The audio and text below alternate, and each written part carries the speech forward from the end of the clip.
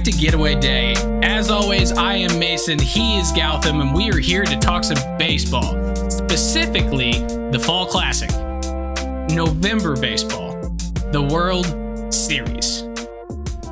Gautam, just generally, not talking about this one in particular, what does the World Series mean to you? The World Series is a great time because it's always two really good teams facing off in almost every case. The weird thing about this year's World Series is that it doesn't start on Tuesday, and that bothers me a little bit because it starts on a Friday this year. But I'll get over it. I was going to say, I'm not 100%, or like, I don't quite understand why that part bothers you so much, because I feel like it gives us more primetime games. Like, if we get to Game 5, it'll be on the next Friday, right? Or yeah, Game 6 is next Friday, and Game 7 would be on a Saturday. But yeah, so if we get an extended series, I think always remember the World Series starting on a Tuesday, ends on a Wednesday if it goes to Game 7. It's not going to be like that this year. That's fair. But all right, so we've got some fun things to talk about this week. I think before we get into previewing the actual matchup for this particular World Series, we want to take you on a little bit of a historical context journey, something that I've been putting a lot of thought into here the past couple days. And then I've got a little game for Gautam. So we're going to have some fun there. But before we get into that, if you enjoy the podcast, please make sure to subscribe on your favorite podcasting app or YouTube. Make sure that you don't miss any future episodes. If you're subscribing on YouTube, you got to hit that little notification bell. Smash the subscribe button, ring the bell, and give us a like on the video while you're at it. I mean, it's only one extra button. So pretty soon I'm going to be telling them to hit like 15 buttons on each like platform. It's going to be too much. But this is only 3. Do it. You will not regret it. Also, make sure to let us know your thoughts through the YouTube comments or leaving a review on Apple Podcasts or Spotify, or reaching out to us on Facebook and Twitter at Getaway Day Pod. We do also have a TikTok that is also at Getaway Day Pod, so you can follow us there too. All right, I think that is all of the background stuff that we've got to get out of the way here, so let's get right on into it. So I guess, first of all, the teams that are in this World Series, because I think that's kind of where the historical context part kind of should come from. Like, what is this matchup? Have we ever seen a matchup like this? What's happened in those matchups? So this year we have the number 1 seed in the American League in the Houston Astros. They have won... Oh, oddly enough, I did not pull up the records for the two teams this year. They won 104 games. They won 104 games, and they're facing off against the 3rd wildcard team from the National League in the Philadelphia Phillies, who I believe had 86 wins. Is that correct? I think 87. 87? All right, so we're about a 17-win differential between the two teams. And this kind of struck me. Yeah, it's huge. That kind of struck me, and it got me thinking. This postseason is a little weird, right? Because, like, Gowie, can you kind of talk us through, like, the over time, like, how the postseason is kind of grown, like, the steps it took? So every year up till 1969, there was no such thing as the postseason. There was such thing as the World Series, and that was it. The best team from National League, best team from American League faced off. Then in 1969, they added the first postseason when they expanded MLB into 12 teams in each league. And the postseason was straight to the championship series. So the top 2 teams in each league would make the playoffs, face off, and then go to the World Series. And then in 1995 when the wild card area started after expansion, even more expansion. So then there were how many teams? So it would have been 4 in each league. Yeah, then there were 4 teams making the postseason from each league. And then in 2012, we had the wild card era starting up. Or the wild card game era starting. Wild card game area where another team was added into the postseason mix from each league. And then here in 2022, we're seeing the first year of 3 wild cards and 3 division winners from each league making it for the first time. Yeah. And so kind of looking at the different eras of the World Series, it kind of brings some different trends where like up to 1968, it was always the best team in each league. So like the underdog is probably just the team that did worse in their league. So the best or the worst of the best two was Right. the underdog And in that the was World Series. and that was a true pennant race, right? There was so much more meaning to the regular season because like the teams are really fighting to be the best over the length of the season. Yep. There's no such thing as postseason; just got to get to the World Series. Yep. So then after that, then we started seeing uh, some matchups where maybe the best team wasn't playing in the World Series, but it was still one of the best two in their league. So now we're kind of at the point where since 1995, we've started having some interesting situations where you'll get a wild card team who did not even win their division and was the fourth or the fifth or now this year the sixth team in that is making it to the World Series. So I went and started looking for every World Series since 1995 that showed or that was between the top seed in one league and the wild card in the other league. Um, I specifically was looking for the absolute lowest wild card seed, which would make 3 times that this has happened. Oddly enough, it was in back to back to back years in 2003, 4, and 5. So in 2003, we had the wild card Florida Marlins at the time facing off against the 101 win New York Yankees. The Marlins ended up taking that series in where to go 7 games. 6 games. Sure. 6 games. Yep. So it was 4 games to 2, and then the next year the Boston Red Sox, who got in as a wild card with 98 wins, so not a bad team at all, faced off against the 105 win St. Louis Cardinals, swept them in that 4 game series. In the following year, we had the Chicago White Sox with 99 wins as the American League favorites, facing off against the wild card from the National League, Houston Astros. That was also a 4 game sweep, but by the favorite this time. So in those 3 true top seed versus bottom seed matchups, the bottom seed has actually won 2 out of 3 times. We do have one more notable year that I kind of wanted to talk about, and it is the closest that we've got to that to this situation with the extra wild cards, and that's 2019, where you had the higher wild card team, Washington Nationals. They won the wild card game at home, advanced all the way to the World Series, and beat the Houston Astros, 107 or who were 107 and 55 in 7 games, I believe. Yep. So one fun fact on that 2005 World Series, that was probably the most impressive sweep by the team getting swept in World Series history because they did get swept, but people don't remember that the total run differential for the entire season was 6 runs. dang. So it very well could have been a longer series. It very well could have been an Astros sweep. A lot of things went well for the White Sox in that series. Yeah. So those 4 years in particular are just really interesting to me because it kind of shows that no matter what we talk about here later, the wild card team definitely has a shot to win the World Series, even against the number 1 team in the other league, because we've had 3 out of 4 instances, if you're counting the Nationals in the wild card 1 spot winning the 2019 World Series. We've had 3 out of 4 instances since 2003 where the underdog has won. The team who just barely squeaked into the postseason managed to run all the way through it because they got hot at the right time. There's something you were texting me about earlier, right? If you take an even broader view, since 1995, the favorites are what, 13 and 14 or something? Yep. So since 1995, it is 13 wins for the favorite and 14 for the underdog. The underdog being the team with the lower regular season record. So with so many rounds of the playoffs, my conclusion of all the work that you put in here, which is pretty cool, pretty interesting, is that there's really no such thing as a favorite in the World Series, or being the favorite doesn't mean a whole lot in this situation.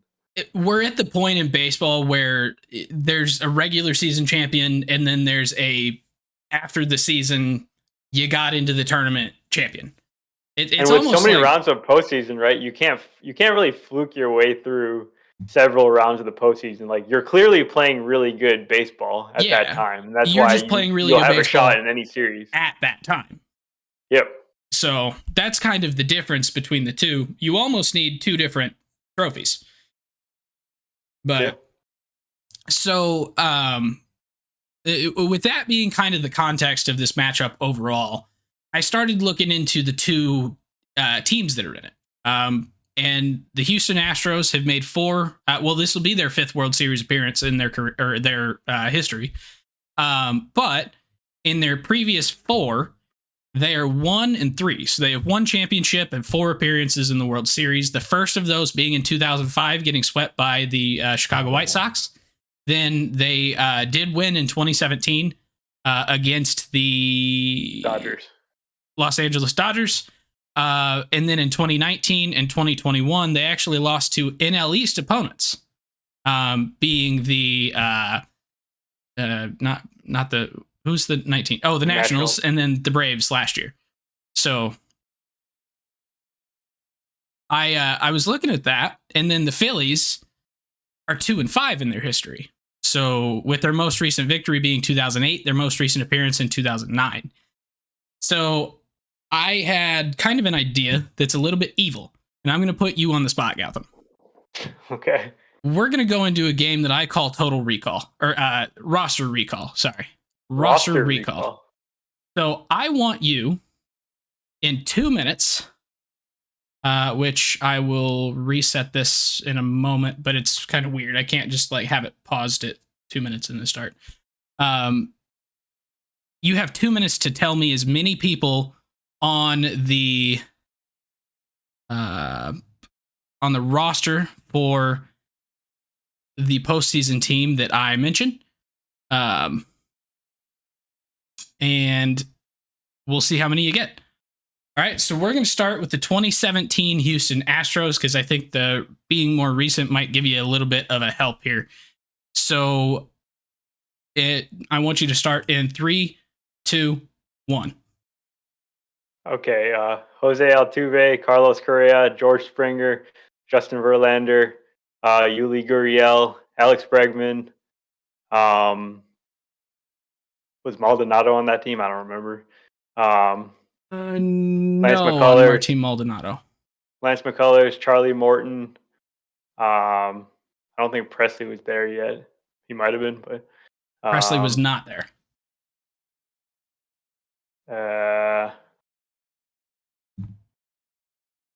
Was Josh Reddick on that team?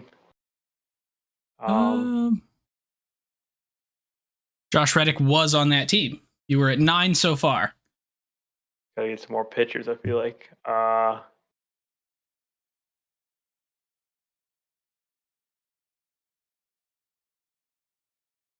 Can you give me some positions that I'm missing? You are missing... I'm missing a catcher. Yeah, you're missing a catcher. You're missing center field. You're missing left field, I think. I don't think you said Was him. Carlos Gomez on that team? Carlos Gomez was not on that team. Or I guess it would have been right field. Sorry, because Springer was center at the time. You have 30 seconds left.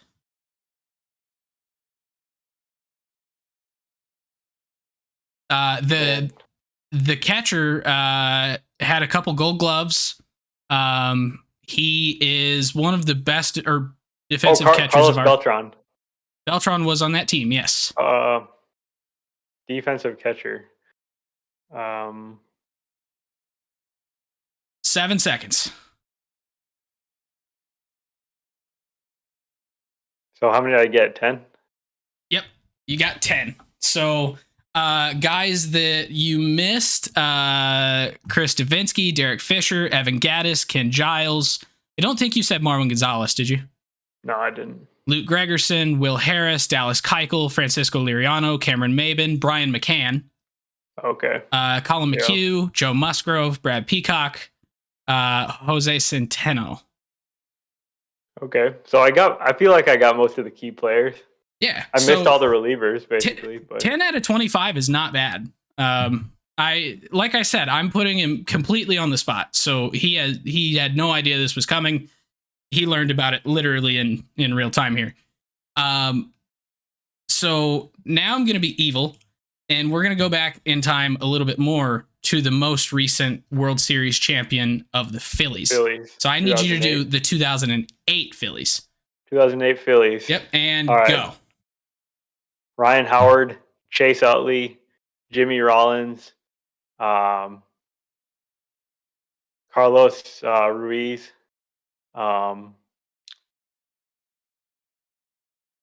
Wait, Jason Worth wasn't on the team, was he?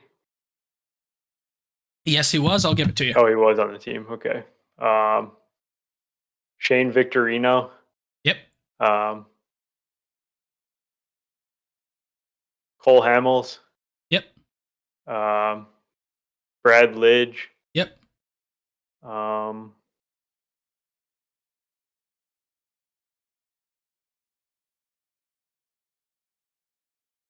You got a minute 15 left. Started out really hot here too. There's one that's a personal favorite of mine.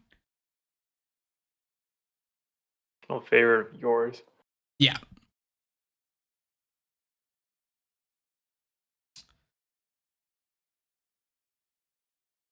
All right, 50 seconds left. Long-time pitcher. Long-time pitcher. Jamie Moyer? It is Jamie Moyer.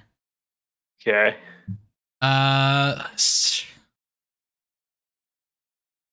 Okay, you got 30 more seconds, so I'll give you a hint on this one so I can see if you can tie it. Japanese player, played for the Cardinals for a long time. Didn't technically play in the series, but he was on the roster. Center field. Sotaguchi? Sotaguchi.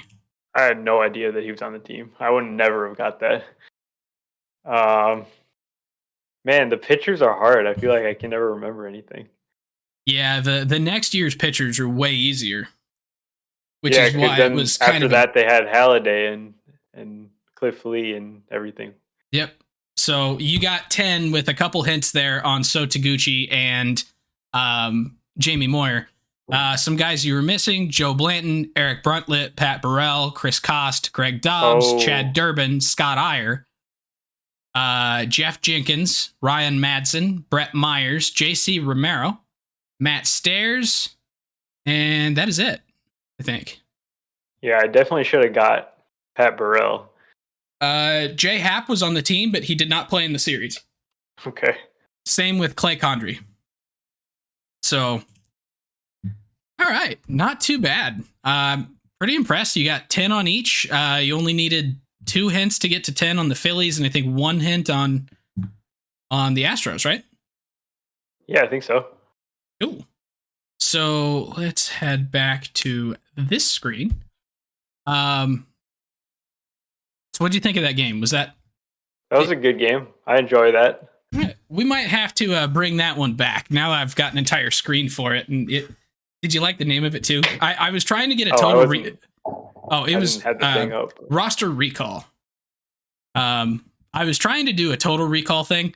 Couldn't find the right font for today, but I'll try and find one for next time.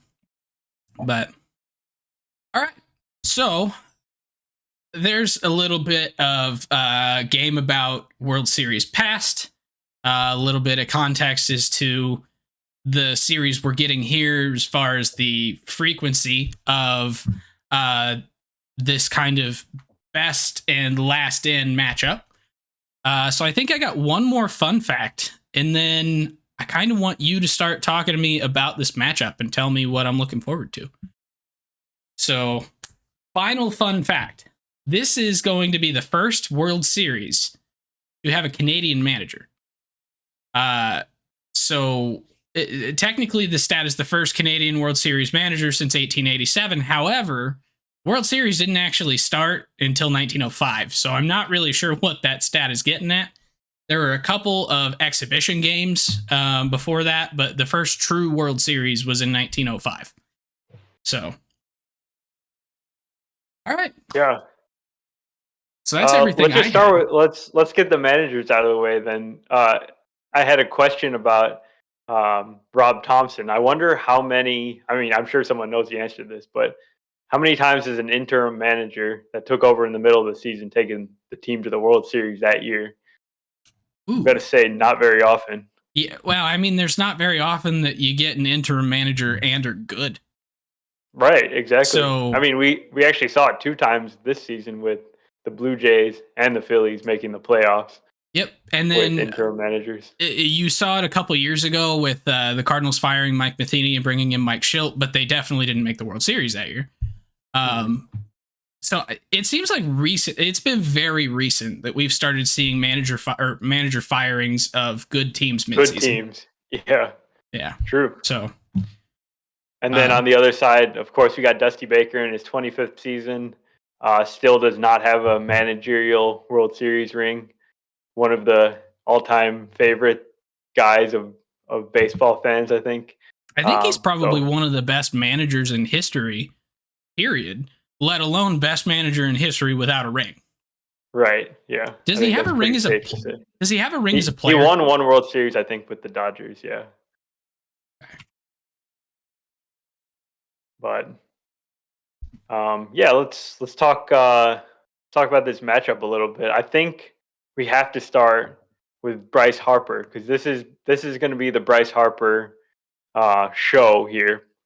He hit the massive game-winning homer in the eighth inning of the last game of the series against the Padres. That is probably going to be talked about in Philly for generations, So, maybe. did you read the story that he didn't exactly say I'm going to hit a home run, but he went to the bench coach and said, "I'm going to do something they're going to remember for a long time."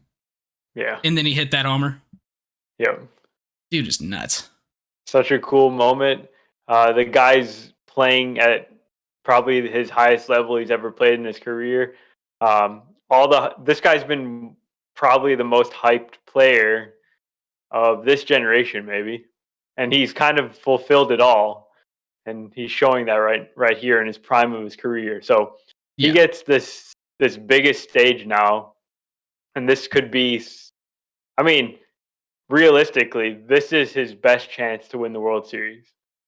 Yeah, absolutely. I mean, um, that Washington team when he was there was on the right track, and then they just never got there, and then he left, and they managed to luck into one. I mean, I say luck into one. We literally talked earlier how you don't win a World Series as a fluke. Like, you're playing really good baseball, as they did in 2019, beating this same Houston Astros team. But that was the first year Bryce was gone. So Bryce didn't actually get to share in that, other than before the season giving the press conference saying, "I'm going to bring a World Series back to Washington."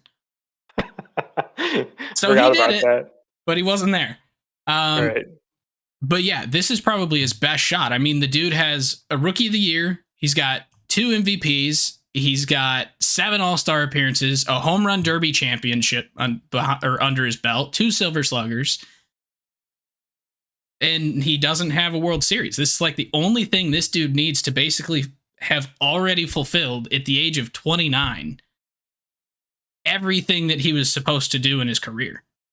Everything Yep, else for is sure. cherry on top. So And we've seen plenty of other players, Mike Trout being the prime example right now, that are amazing players, maybe Hall of Fame worthy players that just basically played their entire careers with bad teams. That's happened pretty much throughout the history of baseball, like Ernie Banks, Ted Williams for the most part.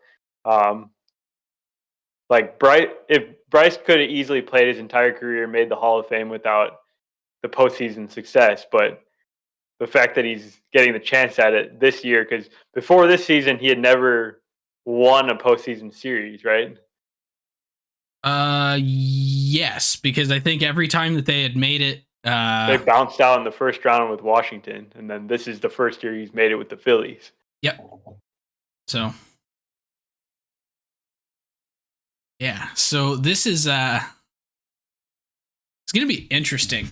And the other part about this is, I think a lot of people forget that without the DH coming to the NL this year, Bryce would probably not be playing right now. Right. Because he had that shoulder injury, torn UCL. He's getting surgery in the offseason. He can't throw the ball. Literally, the only thing this dude can do right now physically is swing a bat. And he's doing it at an elite level in the postseason. And he was doing it at an elite level when healthy in the regular season, the year after winning an MVP. So the only thing that derailed him this year from hitting was when he got hit in the thumb and he missed all that time. And then he came back and he wasn't quite the same. But then ever since the postseason started, he's been pretty much locked in. Yeah. So. Just the Bryce numbers from the postseason. He's got a 419, 444, 907 slash line with 5 home runs. That's just absurd. What is that? A 1351 OPS? Yeah, it's a big number. Good Lord. And so yeah, this is hands down like the biggest series of Bryce's career so far. Like, I don't think there's any argument against that. But he's not alone in this lineup. And I think that's going to make it to where this Phillies team has a pretty solid shot at winning their first title since 2008, in their first appearance since 2009, and their first postseason appearance since 2011. Like, the team started out slow. They made the managerial change to Rob Thompson and then went on a pretty good run. Faltered in September, as the Phillies have done a lot in the past couple of years, but managed to still make it. And then they got hot, and now you've got Kyle Schwarber, who, after having 1 hit in the first 2 rounds, is up to a 200 average in the postseason. Not great, but he does have 3 home runs. He's taken 9 walks, and he's hitting leadoff. So taking that many walks and hitting a couple bombs, even if you're not getting a bunch of singles, that'll play when you got Bryce hitting 3 guys behind you. Yeah, 375 OBP there. Mm-hmm. And then Hoskins is in a pretty similar boat. He's 8 for 44 in the postseason, but 5 of those 8 hits have been long balls. And most of them have not been particularly close to the fence. So, well, this is a really, really potent lineup. And that's something that we've been saying for weeks now. But it's a potent lineup that appears to be firing on all cylinders power-wise right now. Yep, and even JT Realmuto is playing well. Other guys are kind of getting their hits and getting on base, like Segura. Basically, like, everything's kind of working for the lineup, and they need that because they're going up against Houston, who's got the best pitching in the league. Yep. So I guess the question is, do we want to talk about Houston pitching or Houston's hitters? Let's talk about their pitching first, because I feel like that's the strength of the ball club. Right. So the Astros rotation, as it's been throughout the postseason, is stacking up to be Justin Verlander, Framber Valdez, Christian Javier, Lance McCullers. And then if they need a 5th guy, I think it's... so they have a 5th guy and they have a 6th guy in Luis Garcia. And then Jose Urquidy, who has not pitched a single inning in the postseason so far. Really?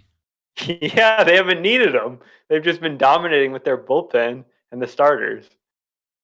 Dang. But yeah, I didn't actually read the article yet, but I need to and want to. But I believe Mike Petriello actually put out an article this morning that was titled something like "Which Astros starter is the weak link?" And then parentheses, spoiler alert, there isn't one. Yeah. And I believe he's probably mentioning a similar thing with Jose Urquidy. And I thought there was one other pitcher who has not pitched yet in the postseason. There was like a pretty I think big everyone guy. else has pitched. Yeah. But yeah, like, this team is so complete, and they've really only had that one bad start by McCullers here.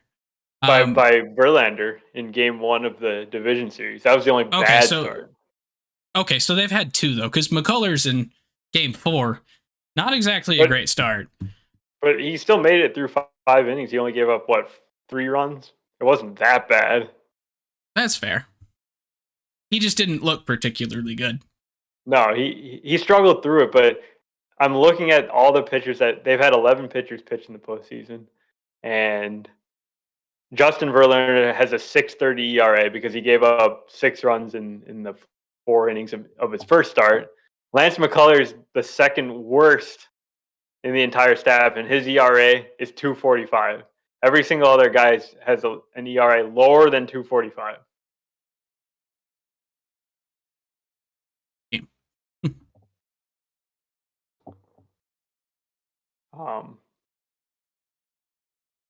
I guess their bullpen, like I've been saying, it's just been pretty much lights out. They've got Brian Abreu, Hunter Brown, Luis Garcia, Ryan Presley, Ryan Stanek. All those 5 guys have given up 0 runs in the postseason. So Yeah, what do you do? That's a great question. I mean, watching Brian Abreu, I knew he was pitching really, really well because I've watched it. Dude has been great so far in at least the last series. I didn't really watch too much of the 3-game series against Seattle just due to timing and all the games going on. But yeah, like he's been phenomenal. Hector Neris has been really, really good. Looking at these guys, Rafael Montero is like the weak link, and he's only given up 1 home run. That was who was that home run? Was that one Rizzo? That was the Rizzo home run in Yankee Stadium, I think. Like that was the only bad pitch the dude has made. And that's the reason he stands out as the weak link, because of 1 pitch. Like that's how good this bullpen is. Like it's so hard to nitpick that, or so hard to find a weak link that you nitpick the one dude who's given up a homer. So, like, yeah, this is going to be a fantastic matchup between power hitters and a mixture, really, of power pitchers and finesse pitchers. Like Bryce, Schwarber, Hoskins, JT, they're going to have to be ready for pretty much anything, because the Astros have pretty much anything you'd need. If you want to try and throw a guy off with breaking pitches, they could do it. If you want to try and overpower a guy, they can do it. And they could do it throughout the staff.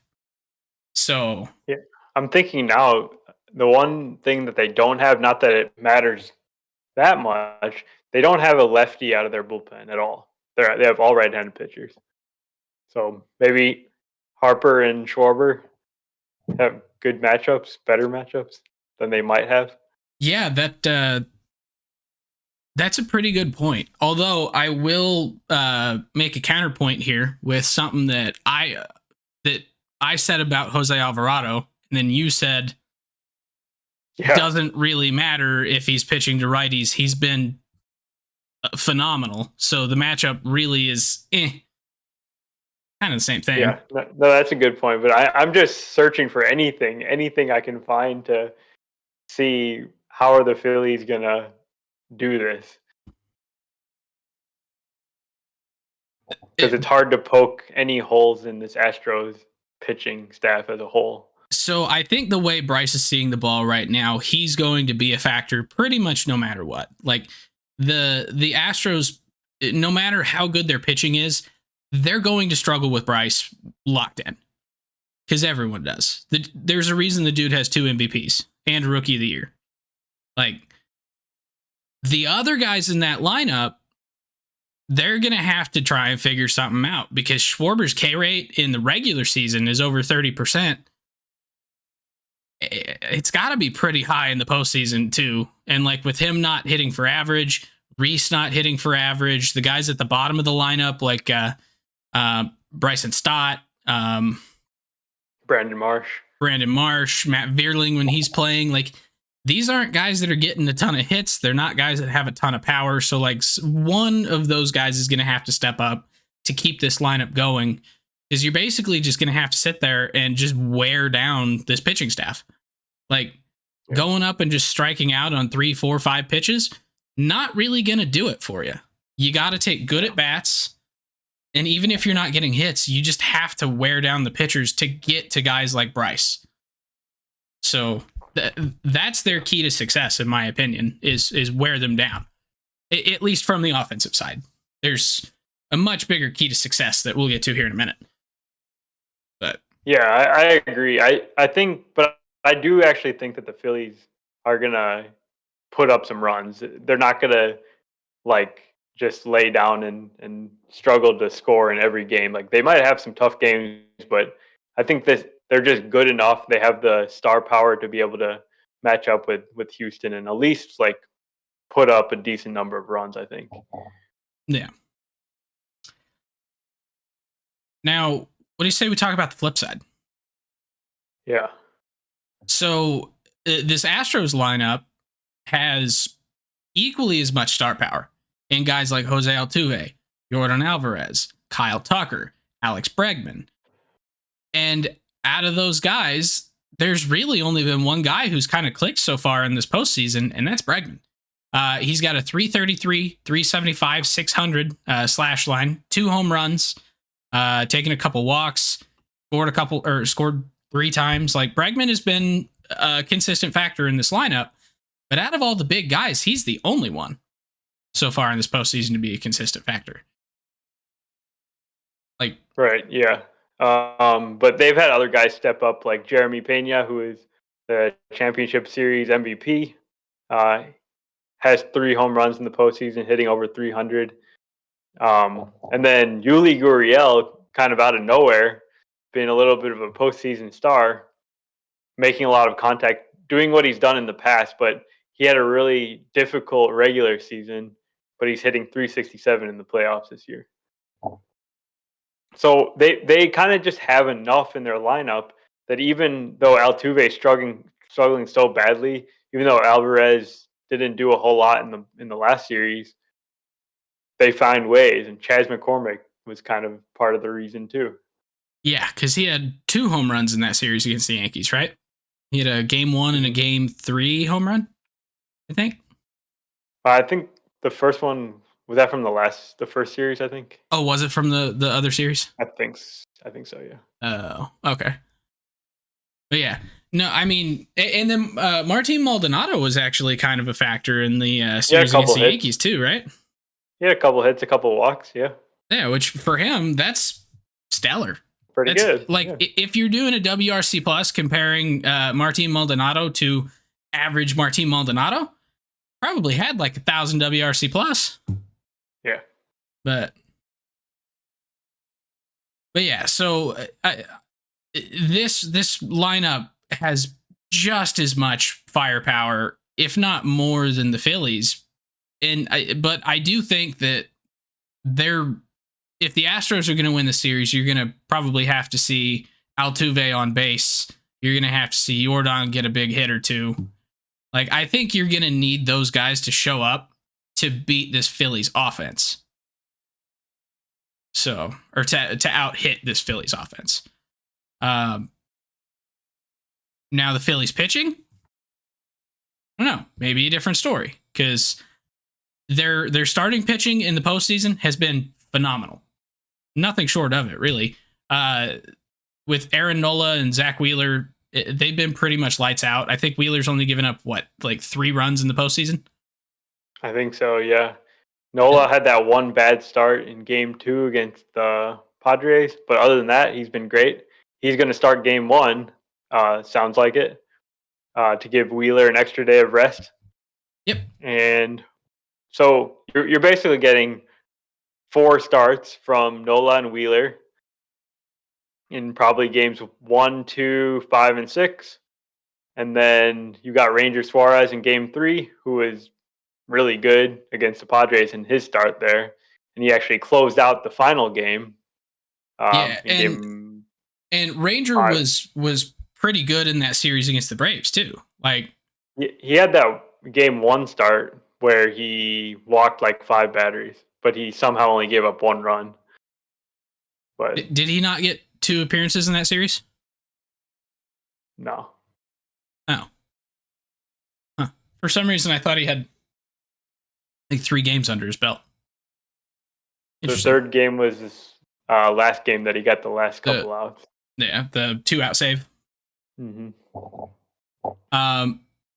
Yeah, I think the biggest issue for the Phillies rotation is that Game 4 starter, because they tried bringing in Bailey Falter for Game 4 or Game 5 of the division or the championship series. It was just a disaster. It was Game 4, right? Was it Game Game 4? The crazy game. The crazy game where oh yeah, where both starters failed to get out of the first. Yeah. Yeah. So Bailey Falter came out and gave up like 3 or 4 runs without getting an out. And he gave up 4 runs and he got 2 outs in the top of the first. What am I thinking? Remember, and then Clevenger couldn't get an out in the bottom. Clevenger's the one that couldn't get the out. Okay, that's what I was thinking. He gave up 3 runs. Yeah. Yeah. All right. This is making more sense now. I was thinking I was crazy. No, we're good. The game was absolutely crazy. Yeah. And so I guess in this series for Game 4, do you try and go with Bailey Falter again, or do you give Thor the ball? I think both of them are going to have to be part of the solution there. I mean, I assume you wouldn't get a start that bad again. Another guy who is basically not factored at all, who could be a candidate, maybe Kyle Gibson, who's only pitched 1 game in the playoffs so far. That's true, and he was their 5th starter in the regular season, right? Yeah. So, it'll be interesting when we get to Game 4 to see how they deal with that. But that Game 4 is also going to feature this bullpen quite a bit, and the Phillies bullpen is they've been pitching solidly so far through the postseason. I still have major concerns that that's not going to continue to hold up. There's definitely major concerns with them because there's only a few guys that are really like the top guys. Everyone else is like a little sketchy. Sir Anthony Dominguez has been just fire in the postseason, except for the last game that he pitched where it was raining really, really hard. They probably shouldn't have been playing that game at that time. He threw 3 wild pitches in that inning.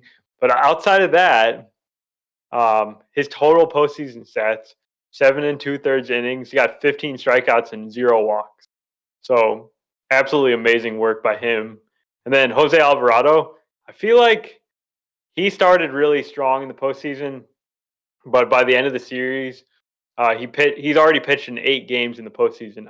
I feel like he's wearing down a little bit. So I think that's something I'm going to be keeping an eye on to see how many games he gets into and kind of how he's looking, because they're working this guy like very hard. So, question, do you think that Rob Thompson is going to basically ride either Alvarado or Sir Anthony similarly to how Joe Madden kind of rode Chapman in that 2016 World Series run?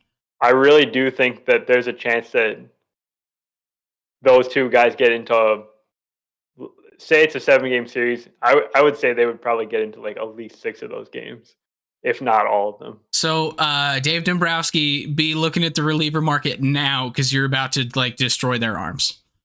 Yeah. Brandon Morrow pitched all 7 games of the 2017 World Series with the Dodgers. What happened to him? Was he able to put pants on? No, he pitched great, and then he broke in 2018. So it's just something. Was 2018 when he was trying to put on pants? Yeah, with the Cubs. Oh, okay. I was going to say, I couldn't remember if he was on the 16 Cubs or the 18 Cubs. But if you pitch all the games of the World Series, that's what happens. Yeah. So, but then they do have their B bullpen, which their B bullpen is significantly lower tier. I mean, Zach Eflin in 6 1/3 innings has given up 4 runs with 6 Ks and a walk. Andrew Bellotti, 4 innings in 5 games. He's given up a run, or he struck out 6. Brad Hand in 5 games. Hand's a problem. In 5 games, he's only gone 3 2/3. He's given up 3 runs. He's not getting anybody out. He's not really walking anybody, but he's just kind of giving up hits all over the place, it seems like. And he has traffic to the point where they have to pull him. Like, they're going to have to ride the top two guys to win this series, and they're going to need someone else to step up. Like, yeah, exactly. So I put this guy at the very bottom there, David Robertson. He's kind of like the guy that has the potential to be part of the A bullpen, but he missed the Braves series because he jumped up for a Bryce home run and hurt his calf. So he missed that that entire series. He came back and he didn't quite look himself, which makes sense. He's coming off an injury. Yeah. And they tried to use him to get the last few outs of Game 5 there in the last series, and he didn't look good at all. Yeah, he ended up allowing 2 runners and was replaced by Ranger Suarez to close it out. Exactly. So whenever you have to bring in a starter to close out the game because you do not trust your closer or anyone else, that's kind of a problem. Like, we've seen it in the postseason in the past. Like, I'm not saying it's a new thing, but it's a different situation. That was because you trusted nobody else. And there was no one else left because Dominguez and Alvarado had already pitched in that game. Yeah. So I guess with all that being said, and with Robertson coming off an injury and looking bad, they get 4 days of rest before they have to pitch. So do you think that time is going to allow him to get rested back up, get recovered, maybe throw a bullpen session or 2 and be locked in for the World Series? Like, I think I'm not going to count on it because remember, David Robertson's like 37 years old. But on the flip side of that, the man's very experienced. He's pitched lots of postseason games. He's won the World Series with the Yankees in 2009. He's pretty good at his job, so I wouldn't put it past him to figure it out. And the Phillies kind of need him in a big way in the series because Alvarado's his arm's gonna fall off at some point. Yeah, and I have a feeling it's going to be sooner in the series than later, just with how much he's been pitching. Yeah. So, all right. So, I guess the other aspect of this, it started kind of showing its true colors in the series against the Padres, specifically in, I think it was that Game 4, right? It was that really, really crazy Game 4 that just Nick Castellanos could not field in right field. Alec Bohm was making errors over at third. You have Bryson Stott and Gene Segura that just could not click. I think there was I'm trying to remember which one was which, because Glaber had the flip to IKF that was the miss, but there was a similar play between Segura and Stott. Where Segura dropped the ball. It was in Game 3. It should have been a double play, and it ended up being no outs. And then there was the grounder that came to Rhys Hoskins that he couldn't field, and then it got past him, and then Gene Segura couldn't even stop it on the backup. Like, this Phillies defense really started to show their true colors in that championship series. They managed to still win in 5 games, but I really didn't think they should have won 2 of the games that they did because of that defense. They got lucky that Juan Soto is equally bad at fielding. So, how big of a factor do you think that's going to play? At least on paper, it seems like it's a bigger deal now than against the Padres because the Astros do not strike out. They put the ball in play. There's going to be plenty of balls that are going to need to be fielded by Castellanos and Schwarber, who I guess is dealing with some sort of knee injury. He's been replaced in the outfield and late in games a couple times instead of Castellanos. I mean, I think Castellanos is worse than Schwarber, but that's just picking nits there. Yeah. I mean, Schwarber has had his moments as a good defender in the past. Like, he definitely has the ability to make good plays. Just the frequency of the good plays is not there. And he makes quite a few bad plays as well. Whereas with Castellanos, there's not really any good plays. There's just, he's making. How did he catch that ball? I have no idea. Like, that was like the one good play of his career defensively. Like, everything else for him. Every time he catches a ball, I say, how did he catch that? I'm amazed. He stood completely still. It came right to him, and somehow he still caught it. Don't understand. Yeah, no. Like, it's really unfortunate that Bryce has all the arm injuries because he should be the right fielder and Castellanos should be the DH. But that's not the situation they have this year. So, oh well. Right. Yeah, it's something to keep an eye on for sure. Is there anything else that we think could be a factor in this series? Looking through my notes here, seeing if I had any other questions. Did you have anything else you wanted to talk about? Just I'll mention that this series has a normal number of off days, unlike the championship series. I guess that didn't really come into play, but there's a game off. There's a day off after game 2. Then they go to Philly for 3 games, and then a day off, and then back to Houston for 6 and 7. Yeah, so that'll be nice actually for us too, because like it's been. I love watching baseball every day, but it has been really weird trying to remind myself, oh, we don't have an off day today. There's another game, so it will be nice kind of getting back to that normal schedule, and even for the fans. It'll be nice for Jose Alvarado's left arm. Yeah, he needs that. Yes, he does. So I guess this series starts on Friday of this week. So we have Friday, Saturday, off day on Sunday. Yep. Monday, Tuesday, Wednesday. If Wednesday's needed. Off day Thursday, and then potential game 6-7 would be Friday and Saturday of next week. Mm-hmm. So I kind of like the fact that we're getting more primetime weekend games, just from the standpoint of like, it's not messing with my sleep schedule as much. If it goes to 7 games, like I'll get a Friday night, a Saturday night, recover on Sunday. Next week, if it goes to 7, a Friday night, a Saturday night, recover on Sunday. So I really do like that this is starting a little bit late. I know you said at the top of the hour that you weren't you were kind of upset that it's not starting on a Tuesday, but I kind of dig it.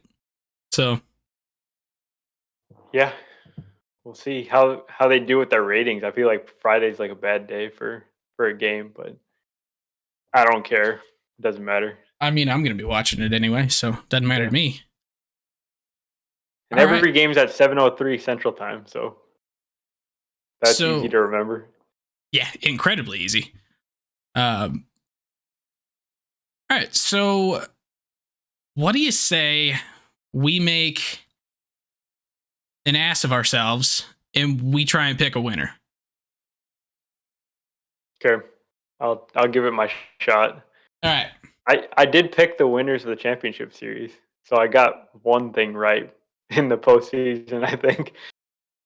I think I also got the Astros to move on. I think I picked the Astros to win all the way out, if I remember right. Yeah, I'm going to go with the Astros in 7. See, I think that the Phillies are going to give them a fight. I think I'm going Astros in 5, and it's not because I think the Phillies are just going to just give up. I think it's more the fact that this Astros team is just on absolute fire, and as much as I want to see a team sweep the postseason, because that'd be freaking cool, they're not going to do it. But I think they're going to get as close to it as you can without being able, or without actually getting it done. So I think it's going to be in 5 games. So, and I think that Phillies defense is probably going to play a factor, but the offense will be firing on all cylinders. So, like it, yeah, should be a good series regardless. Yeah, it should. So, do we want to make an announcement about a potential watch party, or hold off on that? We can hold off. All right. We'll let you know. Stay tuned to our social media for an update on a potential watch party for the World Series. We'll try and do it sometime this weekend, if that gives you an idea. Friday or Saturday, potentially. But stay tuned. I think that's pretty much all we've got tonight. So if you enjoyed the podcast, make sure to subscribe on your favorite podcasting app or YouTube so that you don't miss any future episodes. On YouTube, make sure to hit that subscribe button and the little notification bell. Make sure to let us know your thoughts through the YouTube comments, leaving a review on Apple Podcasts or Spotify, or by reaching out to us on Twitter or Facebook at Getaway Day Pod. think that's pretty much all we got. Let us know your World Series picks, because I want to know. Other than that, I think that's pretty much it for us tonight. So thank you very much, and we will see you soon.